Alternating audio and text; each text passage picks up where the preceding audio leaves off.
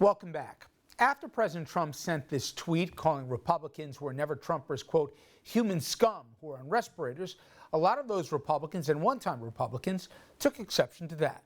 But my next guest, he actually took it as a compliment. In fact, he penned a piece in The Atlantic where the headline, "I'm proud to be called human scum." I'm going to quote from that piece now. "What makes me human scum? Evidently a belief in enduring American ideals like the rule of law and the value of a free press. A belief in a system of governance that enshrines the principle of checks and balances in our Constitution, a system in which Congress and the judiciary serve as limits on authoritarian executive overreach." Paul Rosenzweig, he's the writer of that, and he's also senior fellow at the R Street Institute, a former top official in the Homeland Security Department in Bush 43 administration. Plus, he served as senior counsel in the investigation of President Clinton. Paul, thank you for a few minutes. I appreciate it. Thanks for having me. You know, I read that laundry list of your resume in no small part to disabuse anybody as thinking, I'm talking to some lifelong Democrat, let alone a bleeding heart here. In fact, you're everything to the contrary. But at the very beginning, both of the candidacy and certainly once he was inaugurated, the president was a bridge too far for you. Are you surprised 3 years in how many other Republicans just wouldn't cross that same bridge with you? Well, I'm more surprised every day. The bridge too far for me was probably back during the campaign with his abusive comments about women and the disabled. It really broke for me when he chose to characterize the people marching at Charlottesville as very fine folk, which I thought was just antithetical. I've had friends who the bridges crossed just recently with the Syrian pull-out decision, or with the Ukrainian disclosures.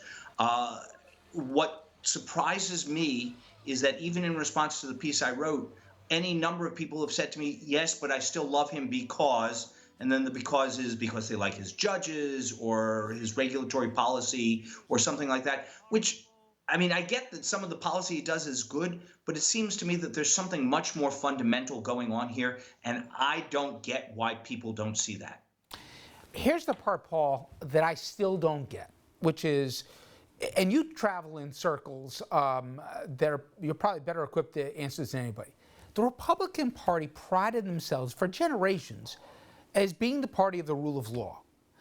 The Federalist Society, for example, I mean, a group that you're part of, how can they abide a guy who doesn't believe in co-equal branches of government, who doesn't believe that there's any limits to what the executive can do, and who says proudly he can shoot somebody on Fifth Avenue and there's nothing anybody could do about it if he sits in the Oval? The Federalist Society, I still read some of their stuff where they go along to get along. I understand the Getzes of the world and some of the guys in the House, but some of the institutions that were there long before Trump and will be there long after Trump, why do they still go along to get along? Well, that's a good question. I mean, I don't want to impugn people's motives. I'm sure that for some people, it is a lust for power and the opportunity to be close to the flame. I think for others, though, at least initially, it was a genuine concern that a Clinton presidency would fundamentally change the nature of the Supreme Court, for example, and result in some very bad decisions from their perspective. I am puzzled, deeply puzzled, by how little regard some of my colleagues in the Federalist Society and in conservative branches generally currently have for what you've described, the enduring principles of checks and balances, rule of law, an executive limited by judicial and congressional oversight, an executive that is responsive to a free press, though it doesn't have to answer to it directly, an executive that doesn't characterize its opponents as human scum or coming from, I'm not even sure I can say the word, asshole countries. That just strikes me as so far beyond the pale that I find it difficult to understand what still drives loyalty to President Trump, other than perhaps obstinacy. I want to play a soundbite from someone you know well, and obviously we have recent parallels to draw. We saw the investigation of Clinton, the impeachment process, and we see it now. Ken Starr, who drove that car. Let's take a listen to what he has to say about Trump now. We're in the context of the president's conduct of foreign relations. You're right, he's a disruptor and he chooses to use a different avenue. Is that wise or not? Hey, that's a policy squabble. But I simply don't think we're in impeachment land at all. Okay, Paul, here's my point. The framers, in their brilliance, identified some of the high crimes that wouldn't necessarily apply, treason or bribery. I could argue bribery, but let's say they don't. But under the high crimes, they also acknowledged about interference of foreign powers.